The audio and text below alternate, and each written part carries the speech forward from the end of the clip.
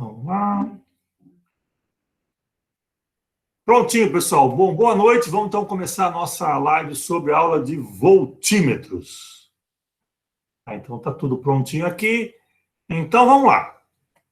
Bom, só uma introdução, talvez vocês mandem para a pergunta de vocês. Uma coisa legal dessa aula é que ela não fala só de voltímetro.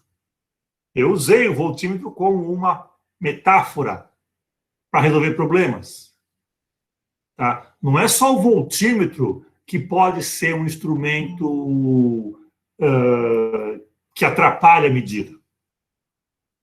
Então, tem vários, por exemplo, vamos pegar um termômetro clínico, aquele termômetro de mercúrio, que não é feito de mercúrio, tá? É feito de uma liga de galho, estanho e índio. Aquele mercúrio, antigamente, agora é o galestan. É uma outra liga. E, bom, imagina se você tem um copinho de alguma coisa, uma temperatura, 80 graus Celsius.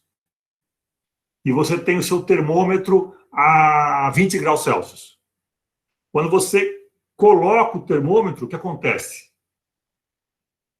Esse líquido aqui vai esfriar e o termômetro vai esquentar até atingir equilíbrio térmico. Então, vamos supor que o equilíbrio térmico aconteça em 79 graus. O que aconteceu? O líquido estava a 80, ao medi-lo, passou para 79. Então, esse termômetro afetou a medição. Ele roubou o calor. Tá? Então, nesse caso, não é uma culpa, não é uma questão de resistência interna. É uma questão de capacidade calorífica. Depende da massa, do calor específico desse material. Tá? Então, repara que o ato de medir pode atrapalhar o objeto. E eu não estou nem falando de mecânica quântica, tá? Estou falando de clássica mesmo. O ato de você colocar um radar na estrada faz o motorista reduzir a velocidade. Bom, pelo menos quando você sabe que tem radar. Tá? Então, repara que essa interferência do medidor na grandeza sem medida não é simplesmente voltímetro. Então, essa aula ela é um pouco mais ampla. Além disso, bom, esse voltímetro que eu coloquei lá, analógico, ele tem um defeito de fabricação, concordo, sim, tá? Mas tem um outro aspecto importante que é o raciocínio. Eu tenho um problema, tiro dados desse problema, vamos dizer, caracterizo o problema e vou buscar uma solução, encontro e verifico se a solução está boa. Ali. Então, essa lógica de resolver problemas também é bem mais geral do que um mero voltímetro com problema. Tá? Então, repara que a aula tem um outro aspecto muito mais amplo do que vamos dizer assim, o que está literalmente descrito ali. Tudo bem? Então, não sei se vocês percebem essas sutilezas, não sei se vocês ficam focados no voltímetro e esquecem o contexto, mas é interessante destacar isso aí. Então, vamos lá. Perguntas. Alguém tinha aqui, ó, o João Pedro, né? Não compreendi as questões ambientais, sustentabilidade econômica que eu pedi. O que é isso? No relatório, eu comento lá no finalzinho sobre os ODS, Objetivos de Desenvolvimento Sustentável. O que são isso? São 17 objetivos que as Nações Unidas propuseram para a humanidade para que até 2030 algo seja feito, algo seja melhorado no planeta. Então, é a Agenda 2030, que vocês veem em todos os lugares aí. Então, é você tentar cumprir algumas metas e falar, poxa, em 2030 eu quero estar assim, então eu vou trabalhar desde já para chegar lá com tais índices, em termos de fome, de saúde, de educação, de desemprego e tudo mais. Então, são 17 objetivos gerais. Isso é fora da universidade? De jeito nenhum. Hoje, se você quer mandar um pedido de uma bolsa de iniciação científica, você coloca lá embaixo, esse projeto é coerente com as ODS tais, tais e tais. Isso, ou até a própria gente pergunta, em que ODS se encaixa o teu projeto? Então, essa é uma pergunta que já não é mais assim uma coisa alheia, externa, só para o administrador. Não, não. É para o nosso dia a dia. Como pesquisadores, nós temos que pensar nisso. Como cidadãos, na verdade. Tá? Então, sustentabilidade, questões econômicas, ambientais, saúde, fome, tudo isso qualquer cidadão tem que se envolver e o cidadão assim, universitário mais ainda. Então, vocês vão escrever na vida muitos projetos onde vocês vão ter que colocar isso explícito. Eu estou escrevendo aqui um trabalho, um resumo, um texto sobre um projeto, onde lá no finalzinho eu falo, esse projeto atende os ODS tais, tais e tais, por isso, por isso, por isso. Então, é isso que eu quero que vocês tentem ver o problema de um ponto de vista não só aluninho, pronto, acabou ali. Não, veja como cidadão. O que você vai fazer com aquele voltímetro que está com problema? Jogar fora? Será que, em termos ambientais, é bom jogar fora um voltímetro que tem plástico, que tem metal e tudo mais? Ah, não, vou doar para uma escola. Tá, será que você contribui com a doação, com a educação, doando um voltímetro com defeito? Então, o que você vai fazer? Qual é a tua postura em relação à sociedade ao tomar uma decisão? Então, vocês também, como logo, espero, como tomadores de decisão, como líderes, como CEO, como, sei lá o que, chefe de pesquisa, alguma coisa assim, vão ser responsáveis pelos atos. Então, comece a pensar desde já. O que você faz com o nosso pobrezinho voltímetro analógico? Então, essa foi a ideia do tentar buscar aspectos econômicos, sociais e tudo mais. Bom? Tá, João Pedro, se faltou coisa, vai falando aí, tá, João Pedro? William, sobre fator de correção. Então, existe para encontrar a tensão que o voltímetro analógico mediria se ele fosse ideal. É o seguinte, eu tenho um voltímetro que eu já descobri, com o analógico, que está medindo errado. Se eu sei que ele está errado, sei por que está errado, será que eu consigo corrigir esse erro? E ao corrigir, eu posso continuar usando o meu voltímetro errado e encontrar o valor correto? Então, repare que é todo um raciocínio aí por trás. Aqui eu estou falando de um Heli voltímetro, tá? Isso custa R$ 50. Mas eu podia falar de uma máquina que chegou aí, nós importamos uma máquina da Noruega que funciona muito bem lá a 0 graus Celsius. E eu boto aqui para funcionar no Rio de Janeiro a 40 graus. E aí? Vai dar problema, vai medir coisa errada. Então, como que eu calibro, como que eu ajusto?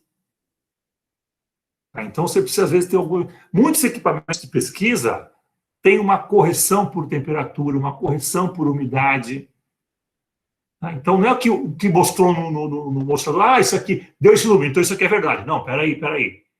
O fabricante garante que nessas condições isso pode ser verdade. Mas se você sai das condições, e às vezes significa simplesmente você mudar de país, pode dar problema. Então, em muitos lugares, a rede elétrica é 50 Hz. Aqui no Brasil é 60 Hz. Então, você importa o equipamento e ele tem uma base temporal diferente. Você precisa corrigir. Bom, então qual que é esse fator de correção? É tentar ainda usar o equipamento com problema, porém extrair dele uma informação correta. E o legal é isso, se você percebeu que tem problema, você sabe, vamos dizer, conhece o funcionamento dele, não é uma caixa preta. Você sabe como funciona, como é o circuito, como que é a mecânica do sistema. Se você conhece isso, você consegue, então, propor uma correção. Tá? Aí é legal, então, você fugir de algumas caixas pretas. Senão você pode estar usando e nem perceber que dá problema. Então, você comprou um carro e botou no tua roda um pouquinho maior, um pouquinho menor. Isso vai mudar o perímetro. E vai alterar o velocímetro, vai alterar o odômetro. Então, você vai tomar multa e vai falar, pô, eu estou na velocidade certinha aqui. Não, você está marcando certinho. Mas como você alterou o perímetro da roda, você pode estar andando mais quilômetros por hora. E vai levar multa. Então você precisa corrigir o teu velocímetro. Então, se você sabe quanto que é o 2πr daqui e dali, você consegue falar, não, onde eu vejo isso, entenda-se aquilo. Não é simplesmente uma mudança de unidade. É uma mudança do comportamento ali do teu equipamento.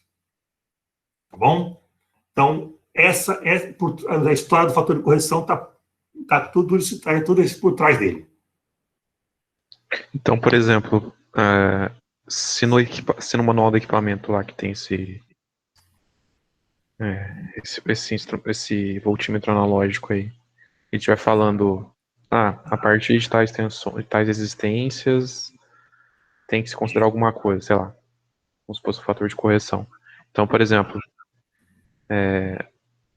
eu poderia, dentro do relatório, associar isso aí, por exemplo, dentro dessas faixas de resistência, necessário considerar um fator de correção. Sim. Você vai encontrar alguns fenômenos que você vê, ele cresce linearmente, aí aquele, mais um pouquinho, certa condição, ele começa a deixar de ser linear. Então você fala, essa aqui é a região de trabalho, daqui até aqui. Para cá eu não quero saber, para cá eu não quero saber. Aí não, eu quero medir aqui, então você vai usar um outro equipamento. Tá? Então você vai ter, por exemplo, você quer medir temperatura, como eu falei. O termômetro clínico, ele funciona lá de, sei lá, de 35 a 40 graus só. Por quê? Porque ele é para medir gente. E se você tem menos de 35 graus Celsius ou mais de 40, você está quase que morto já. Então é raro isso aí. Você não vai colocar ele no forno nem na geladeira para poder... Não faz sentido. Então o clínico tem aquela faixa de ação. Eu quero um ambiental. Bom, o ambiental pode variar de menos alguma coisa. Tá, no Brasil é raro, mas tem lá menos até, sei lá, 60 graus Celsius. Você não vai colocar no forno também. E lembra que o teu freezer é menos 15 graus. Então, ou seja, você tem regiões de validade de cada equipamento. Então, você tem que prestar atenção nisso. E o fabricante fala, olha, você, se quiser usar a partir daqui, cuidado, corrige dessa forma. Ou não usa. Ou eu não garanto. Tá? Então, aí que é aquele negócio interessante. Você tem que conhecer o equipamento, ler manual, que ninguém gosta de fazer isso. Nossa, tem alguns que são muito mal escritos, tá? Mas quanto mais você conhece, mais você domina, mais você trabalha com a coisa. Equipamento, cálculo teórico também, domínio de função, por exemplo. Se a função tem tal domínio, não queira concluir fora do domínio, que você vai falar besteira. Tá, então, vamos dizer, é interessante você ter essa visão de limitação. Então, quanto mais você conhece, mais você encara isso e corrige quando for necessário. Bom, continuando aqui, Marcos Vinícius. Se quiserem abrir o microfone e perguntar, é mais fácil, tá? Vamos lá. Estou lendo aqui o que está no chat. No projeto de química, ele é muito mais visado quando se encaixa em preceitos da química sustentável. Tá, como é que chama isso? Química verde. Tá, a química verde se preocupa em de onde vieram os seus reagentes e tudo mais, e como é que você descarta. Então, no projeto de química, ou atualmente no projeto qualquer, a questão da sustentabilidade é fundamental. A química talvez um pouquinho mais intensa, porque você fazer um descarte de algum produto químico errado é muito grave. Tá? Mas tem coisas mais assim... Nosso lixo caseiro tem um monte de absurdo. E eu fiquei sabendo que parece que a prefeitura paga pelo... Eu não sei a palavra correta, mas quando ela entrega o lixo em algum lugar, não sei se isso... Não sei, tá, ela paga por massa. E o que a gente manda no lixo tem muita água. Então a gente paga por água. É uma água caríssima que a gente manda para o lixo. Então tem todas umas questões assim de que nós estamos aprendendo cada vez mais a ter essa cultura sustentável. que a geração de vocês está um pouquinho melhor que a minha ainda. Então, mas é uma preocupação, por exemplo, que eu não tinha na minha formação. Não se falava nisso. Uma coisinha ou outra, era um exótico, um eco-chato que falava sobre isso. Hoje em dia, não é mais assim. Hoje em dia, se você quer lançar um produto e não se preocupar com isso, você pode não ter mercado. Então, é uma preocupação, acho que cada vez mais importante e vocês vão estar vivendo muito mais do que eu nesse mundo. Legal? O que mais? Professor, eu tenho uma pergunta. Manda. A razão entre V2D e V2A, um gráfico, contra o fator de correção, eu não estou conseguindo fazer a leitura dele, sobre o que ele está querendo me dizer. Então, vamos lá. O que é V2 digital contra V2A? Vou escrever o seguinte, espera aí.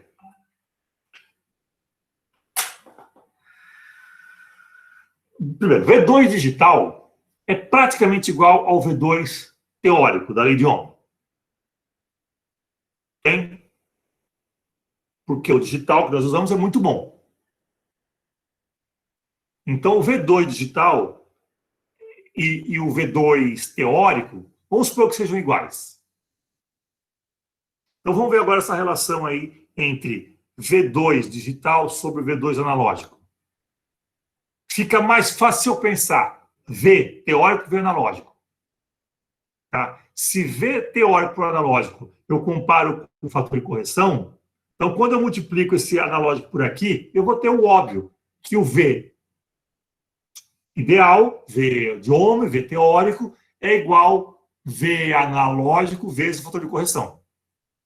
Tá? Então, o que eu queria nesse gráfico V2B por V2A, ou V2 por V2A em relação a F? Isso deveria ser uma reta. Porque esse é o fator de correção. O V digital pelo analógico, ou o V teórico pelo analógico, é o fator de correção.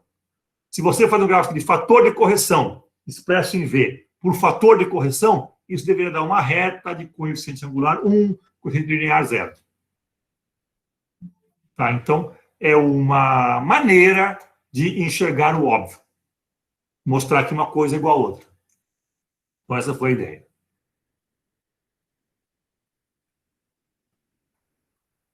Então, tanto que depois eu acabei corrigindo, que vocês falaram, eu corrigi nos dados parciais, que estava V2D. Eu botei o V2 mesmo, V2 teórico sobre o VA.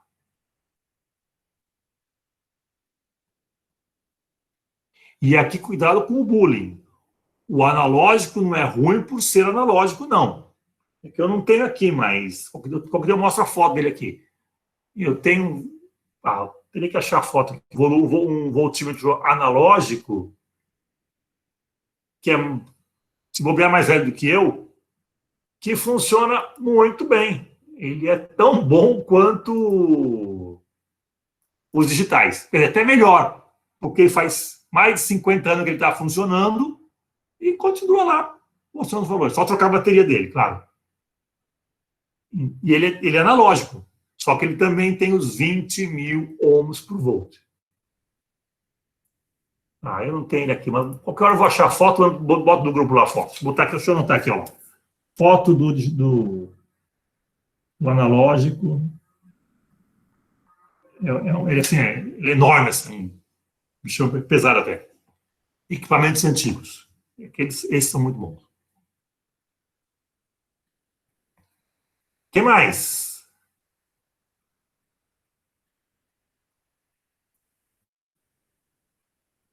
Mais alguma dúvida?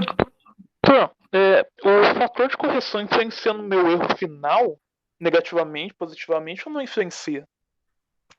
Como é que é o fator de correção, se ele interfere positivo ou negativamente? Na minha margem de erro final. Porque eu acredito que se tem um fator de correção, quer dizer que precisa ser corrigido algo. Só que a margem já existe uma margem de erro própria do equipamento. Teria uma influência ou não?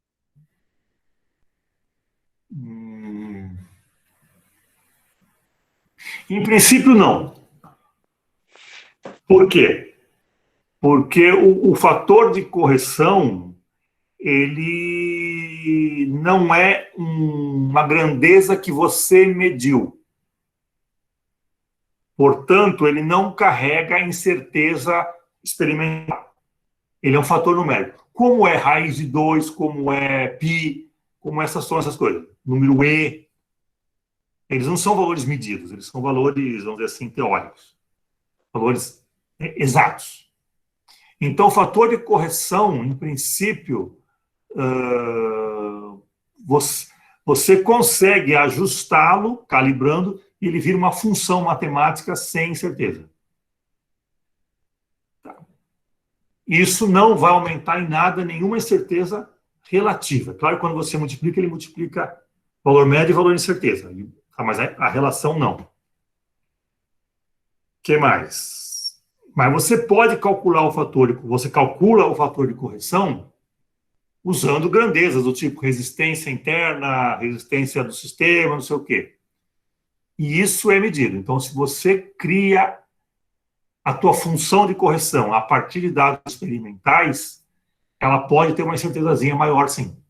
Pode propagar um pouquinho mais. Tá? Geralmente não é o fator principal, não, eu acho.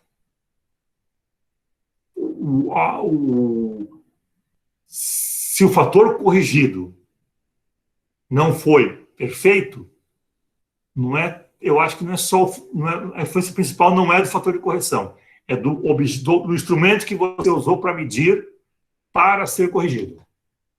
É uma limitação do próprio voltímetro, não do fator de correção. Tá, mas eu teria que dar uma pensadinha em cada caso um pouquinho mais. Tá, não sei se esclareceu ou não. Quem perguntou aí? Ok, obrigado. Ficou certinho. Tá aí. O que mais aí, pessoal? Eu estou procurando aquela imagem que eu queria. Não estou achando ela, não.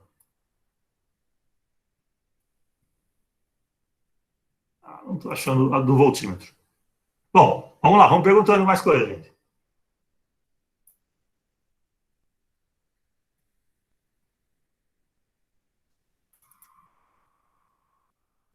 Mais nenhuma dúvida? Se não tem... Tá no chat, professor. Opa. Hã? Tá no chat. Ah, tá no chat, desculpa, é que eu não gosto de chat.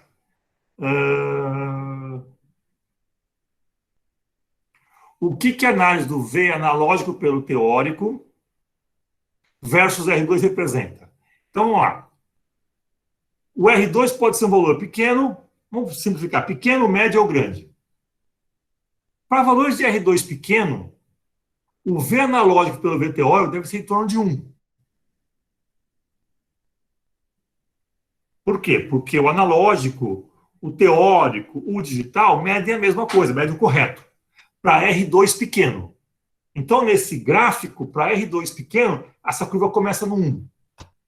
Agora, conforme eu vou aumentando o R2, quem que é o R2? Aquele cara que eu estou medindo.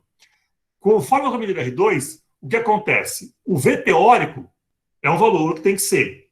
Porém, o analógico vai ser um pouquinho menor. Então, essa curva começa a sair do 1. Começa a deixar de ser reta, começa a entortar. Então, quando eu olho para esse gráfico, eu falo, puxa, nessa primeira regiãozinha pequena do R2, onde a curva é praticamente horizontal, praticamente em torno do 1, o analógico não é tão ruim assim, não. Porém, conforme eu vou aumentando, ele fica cada vez pior. Então, esse gráfico dá o que alguém, não sei, acho que foi o próprio João que perguntou, a região de validade, de possibilidades de uso do voltímetro analógico é só aquela região de R2 pequeno. Por exemplo, se o R2 tem resistência interna, a gente sabe, de 625 ohms, naquela escala 2,5, naquela fundo de escala, então medindo até resistores de 50, 100 ohms, dá para encarar. Não é problema, não. Você consegue medir até 100 ohms ali, um pouquinho menos talvez, com o analógico, com esse analógico que é problemático. e vai obter quase o valor correto. Agora, a partir de 100, 200, nossa, chegou em 300, é praticamente a metade do valor. Já aí perturba muito. Então, esse gráfico mostra o seguinte, começa lá próximo do 1, próximo do 1 significa que o V analógico e o V teórico são iguais, divisão a 1, mas depois começa a sair dessa unidade. Então, já não faz mais sentido você usar o analógico. Hora de parar de usar ou usá-lo com correção. Então, você está vendo, vamos dizer assim, a faixa de validade de uso desse instrumento. Tá? Repara que os dados permitem manipular de várias formas. Você pode enxergar um monte de coisa manipulando daqui para lá. Quer dizer, pode ter outras análises que eu não fiz, que você faça, olha, isso aqui mostra isso de maneira mais clara. Pô, legal, pode ser sim. Tá? O importante é tentar extrair dos dados essas informações. Quer dizer, quando você mede, tá, você obteve aquele dado, mas o que ele quer te dizer, o que ele significa? Então, como você trabalha com eles? Isso que é o legal da parte experimental, ou da parte teórica também. Como você transforma aquele monte de número, aquele monte de informação em algo útil, em conhecimento, em algo que permita tomar uma decisão. Então, só fazer um gráfico, tá bom. Bonito e feio, tá, não é muito bem assim que funciona a coisa, não. Mas tem uma região linear, tem uma região que varia muito rapidamente, tem um pico. Então, são coisas legais para a gente observar em gráficos. Então, o que mais?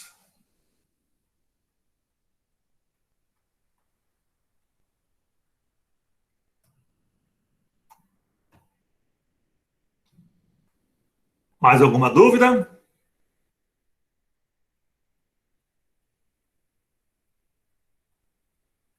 Prontos para fazer o relatório? Opa, chegou mais uma aqui, do Matheus. Se R2 for aproximando da resistência interna do voltímetro analógico, e quando R2 passar, pode dizer que a corrente em R... você tem lá o voltímetro com número redondo, 600 volts, e o teu resistor do circuito com 400. Vai passar mais pelo 400 do que por ele. Agora, quando começar a inverter 600 no voltímetro e 1000 no circuito, a corrente passa mais pelo voltímetro do que pelo circuito. Imagina que o circuito é uma lâmpada. Ela vai acender cada vez mais fraco. Uma lâmpada incandescente. As LEDs ela tem um controlezinho diferente. Tá?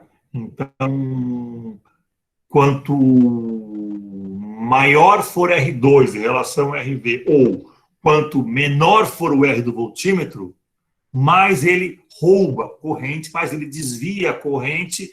Essa corrente desviada não passa pelo R2, então se o R2 é uma lâmpada, ilumina menos. Se é um alto-falante, aí tem intensidade menor. Se é um ventilador, vai girar mais fraco. Tá? Se é qualquer coisa elétrica, vai funcionar pior. Correto isso, Matheus? Só que para chegar nessa situação, o negócio já está muito feio, tá?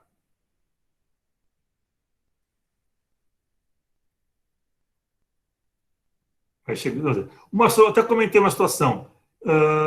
Se o eletrocardiograma, se o eletroencefalograma medem diferença de potencial, então por que você não pega o teu voltímetro e põe assim na testa, põe no coração e começa a medir o que está acontecendo?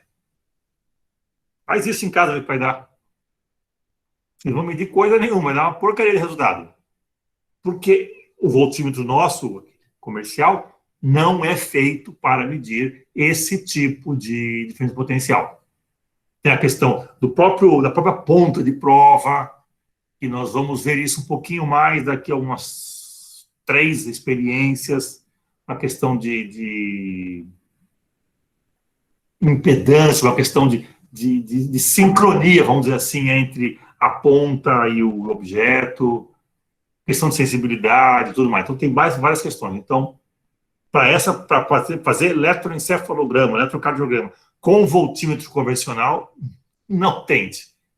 É um absurdo. Não é feito para isso. Isso é um abuso, não é um uso. Então, nós temos um experimento no laboratório experimental 1, que mede viscosidade. Não sei se vocês fizeram isso. Mas se você colocar água, Coca-Cola ou leite, dá o mesmo valor. Conclusão: água, leite, Coca-Cola são iguais. Isso é uma estupidez. Claro que é uma estupidez. Porque esse viscosímetro não é capaz de distinguir entre leite, Coca-Cola ou qualquer outro refrigerante e água. Ele é bom para óleos, para outro. Então, é usar aquele equipamento numa condição errada. A informação que sai é completamente lixo. É você trabalhar fora do domínio de uma função, pensando assim em matemática. Tá? O que mais? Ô, professor, com relação ao voltímetro analógico, você falou sobre que ele começa a perder um pouco essa validade para resistências um pouco mais altas, né? Tal. Isso aí tem a ver, por exemplo, com a questão, porque a questão da agulha, né? E nesse caso ele tem uma coisa para torcer contra, né? A torção da agulha. Ou não, esse aí não tem, não é lógico. Tem uma espiral lá de torção que vai contra. Não é bem por essa questão eletromecânica, não. A ideia é o seguinte: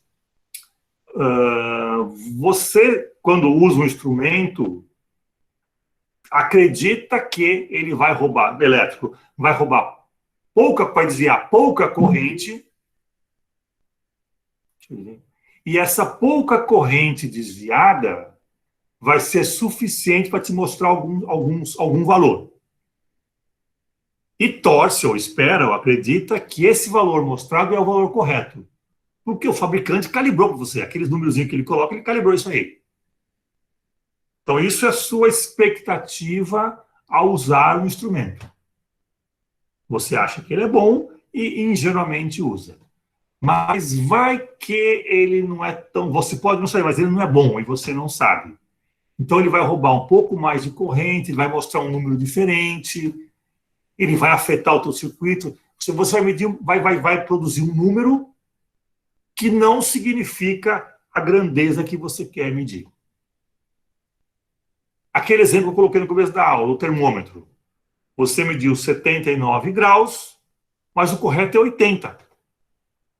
Então, o fato dele te mostrar 79 graus não significa que a temperatura seja essa. Essa foi a temperatura alterada pelo teu processo de medição. O correto seria 80. E teu instrumento não foi capaz de mostrar 80. Portanto, não é um bom instrumento. Então, que você trabalhou numa condição que afetou. No caso aqui da relação resistência interna pela relação do circuito, é uma condição tal que muita corrente foi desviada e o teu circuito mudou. Porque às vezes o potencial mudou e aquela informação mudou. Se você tem um circuito de fonte e resistor, tudo bem, não vai produzir nada. Agora, se você tem um circuito mais complexo e nessa região você botou o voltímetro, essa região sofre alteração, o todo sofre alteração, aí começa a dar problema. Por que a gente não vê isso? Uma pergunta que fizeram é interessante. Por que a gente não vê isso no dia a dia? Ou por que o fabricante não faz negócio bom? Não, o fabricante faz uma coisa boa e no nosso dia a dia nós usamos geralmente um voltímetro bom, de alguns quiloohms por volt. Então, no nosso uso diário, não é fazer eletrocardiograma, tá, com voltímetro, o nosso uso diário de medir uma tomada, uma lâmpada, um circuitinho qualquer, ele é perfeito, ele é muito, muito bom. Tá? Esse que vocês viram lá no laboratório, esse analógico, nós chamamos ele, educadamente, de voltímetro didático. Por que didático? Porque ele foi construído com uma resistência interna muito baixa. Ele é feito para não funcionar. É complicado isso. Tá? Então, ele é didático nesse aspecto. Ele vai, a partir de 100 ohms, por exemplo, ele vai te medir valores errados. Só que se você não souber disso, você vai acreditar que aquilo é correto. Fake news. Se você não tiver um conhecimento, se não tiver uma análise, um pouquinho de raciocínio, você vai engolir essas fake news do nosso experimento facinho. Então, o nosso voltímetro didático, que é um termo realmente educado para ele, nos permite perceber que nem tudo que te é mostrado é verdadeiro, é correto. Pode ter sido um valor fake. Tá? Nesse contexto que nós estamos nessa aula, nós percebemos esse fake, esse valor errado, comparando com o digital. Falei, os dois estão dando diferente. Quem está certo? Nós vamos comparar com a lei de Ohm, com a teoria. Falei, bom, a teoria diz isso, então vamos supor que a teoria certa. Então, o digital é muito bom. E o analógico, de acordo com o R2, é uma porcaria. Então vamos buscar, ou seja, repara todo o raciocínio que a gente leva, que a gente faz, e que só pôde fazer porque nós temos no laboratório um voltímetro didático, que eu nunca traria para casa, ou nem usaria para fazer uma medição no laboratório, para corrigir com ele, porque eu sei que vai dar um resultado maluco. Tá? Mas para fazer aula, ele é muito bom. Tanto que eu concebi essa aula tentando explorar essa, vamos dizer assim, não digo fraqueza dele, mas essa característica dele. Para mostrar para vocês que nem sempre aquilo que você vê num medidor é verdade. Entenda-se no mundo de hoje, fake news. Nem tudo que vem no WhatsApp, ou no Face, ou no Instagram, ou sei lá por onde vem, é verdadeiro. Exige um pouquinho de análise e interpretação, e quanto mais você conhecer daquele assunto, daquele fenômeno, mais você é capaz de validar ou não aquele resultado. Então, olha só, estou falando de voltímetro, acabei falando em fake news. Veja que aula moderna é essa, hein? Isso é uma coisa que eu acho bem legal extrapolar, pega aquele tema, extrapola um pouco mais para outra. Tem sempre limitações, é claro, mas isso é uma característica interessante. Você sair daquele nível de mera observação e começar a criar, começar a interpretar, começar a produzir coisas novas. Para os que gostam aí de pedagogia, nós estamos avançando aí a taxonomia de Bloom. Senhor, Oi, eu tenho mais uma pergunta. anda.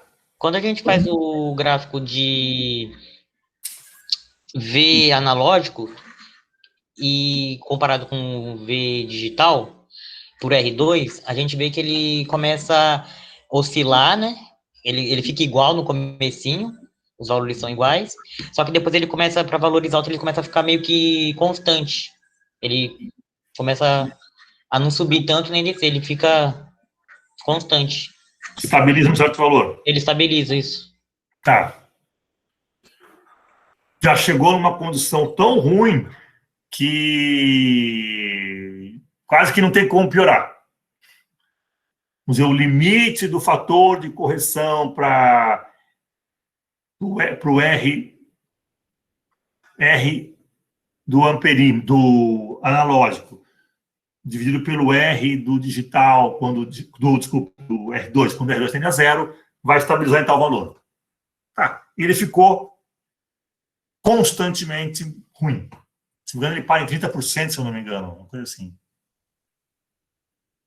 Tá? Então, mas significa que já deixou de ser 1, já deixou de ser bom. O fato de ser estável no lugar errado é tão ruim quanto, é ruim. Eu queria aquela relação analógico digital ou analógico teórico, 1. Saiu do 1, não presta. Ah, mas está estável. Tá, mas está constantemente errado. Só isso, é uma coisa de estabilidade fora aquela questão que alguém perguntou uma vez aí sobre exatidão e a precisão. Você repete o mesmo valor errado. Não é bom. Em termos mais nota, então, eu posso falar que eu tenho alunos com muita regularidade que tiram 8, 8, 8, 8. É um aluno regular. Vai passar tranquilo. E eu tenho alunos tão regulares que tiram 2, 2, 2, 2, 2. Vai reprovar, sem dúvida. Porque ele é regular, ele é constante, mantém aquele valor sempre inferior ao corte. Então, o fato de atingir um valor constante significa que você está num limite de validade das funções que acontece tal coisa. Mas, como aquilo é um instrumento de medida e você quer o valor correto, o valor mais exato, está fora do 1, não presta mais. Tá? Bom, pergunta chegando aqui. Tá tudo bem, Wagner? Tem pergunta chegando aqui.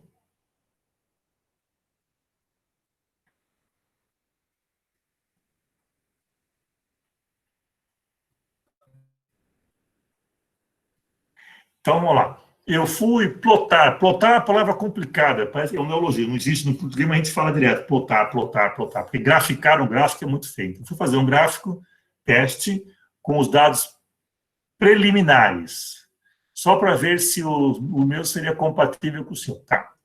E tanto a equação da reta de regressão quanto os dois diferiram. Foi uma regressão linear mesmo, feita pelo Google Docs. Eu devo ter feito no Calc, mas não deveria dar diferença entre o Calc, o Excel, o Origin, porque o método matemático é o mesmo. Tá?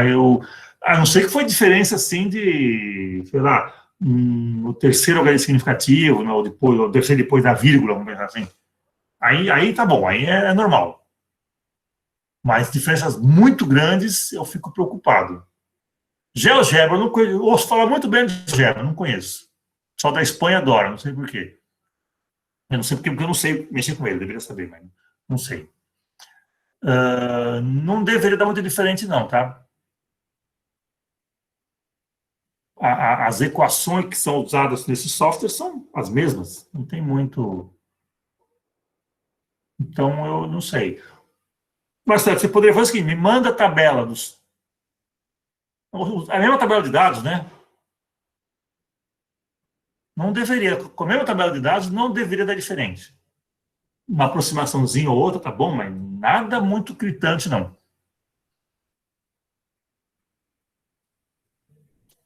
Tá, usou dados preliminares, então eu tenho ela aqui.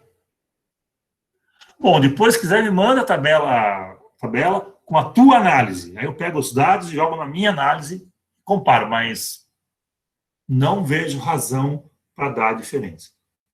Uma regressão linearzinha, simples, básica, lá um MMQzinho, não tem o que mexer.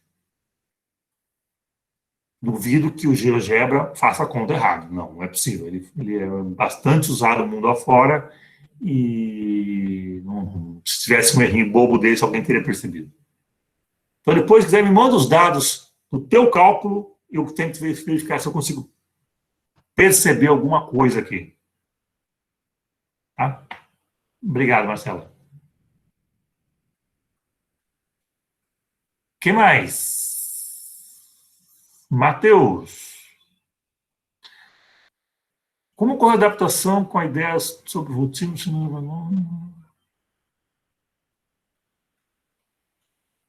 Peraí. Como ocorreu a adaptação com a ideia sobre o voltímetro, sendo o galvanômetro... Que falta de vírgula, hein, caramba? Onde é que eu paro para respirar aqui? Ou lê para mim a frase, vai, Matheus. Como ocorre a adaptação com a ideia sobre o voltímetro sendo o galvanômetro com uma resistência multiplicadora? O voltímetro é o galvanômetro com multiplicadora, concordo. E sua própria resistência. Tá bom, eu posso pensar no galvanômetro ideal com a resistência do galvanômetro mais a multiplicadora. Para apenas um voltímetro contém uma resistência interna. Ah, tá. Então é o seguinte. Então, eu posso imaginar um galvanômetro ideal acoplado a uma resistência do galvanômetro real. Por quê? Porque aquilo que eu idealizei aqui, eu tirei e botei a externa. Então, eu tenho um ideal com um compensador. Isso aqui é o galvanômetro. Só que eu criei a parte ideal e parte compensa. Então, eu tenho o galvanômetro ideal, perfeito, maravilhoso, que eu falo é o tipo do Halliday, tudo lá maravilhoso. Com a resistência do galvanômetro, vou chamar de RG, mais a resistência multiplicadora, RN. Então, RG mais RN, porque esse cara é ideal, tá? RG mais RM vai te dar a interna do voltímetro, vai dar a RVA. É isso? Supondo os fios ideais também. Tá? Quando eu mudo a escala, eu pego o meu RM e coloco outro RM. Tá? Geralmente, são vários resistores, um ligado na pontinha do outro. Você pega essa posição, pega só esse, põe aqui, pega esse mais esse, põe aqui, pega esse mais esse mais esse, você vai, quando você vira o botãozinho lá do voltímetro, você vai colocando coisa. Tá? Então, entendeu? Ufa, consegui entender. Vê como a vírgula é importante? E parece que esse vírgula também falta um acento, porque vírgula é para o paroxítona, não é isso? Esse I tem um acento. É a única regra que eu sei em português, mas... Tudo bem, vamos lá, vai. Deixa para lá. O que mais?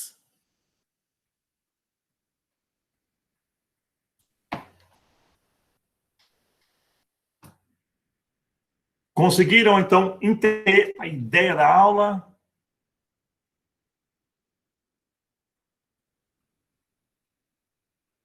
A brincadeira com os dados, nós estamos espremendo os dados para tirar informações e tentar chegar numa solução, tanto uma solução, vamos dizer assim, empírica, o fator X que eu coloquei lá, quanto uma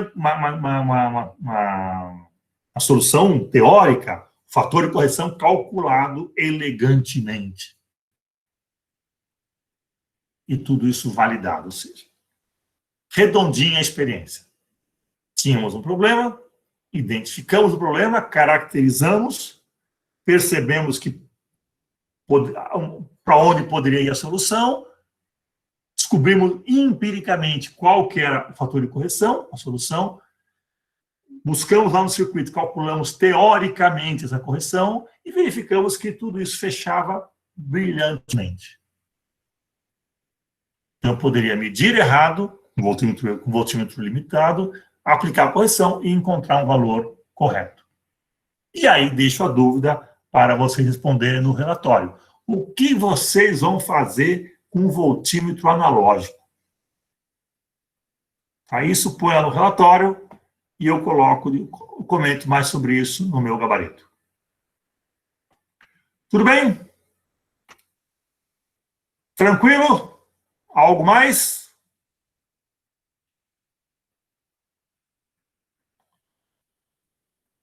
Ninguém se manifestando? Podemos encerrar a live? Então, pessoal, boa noite. Vou fechar aqui a live, fechar a gravação, para poder processá-la.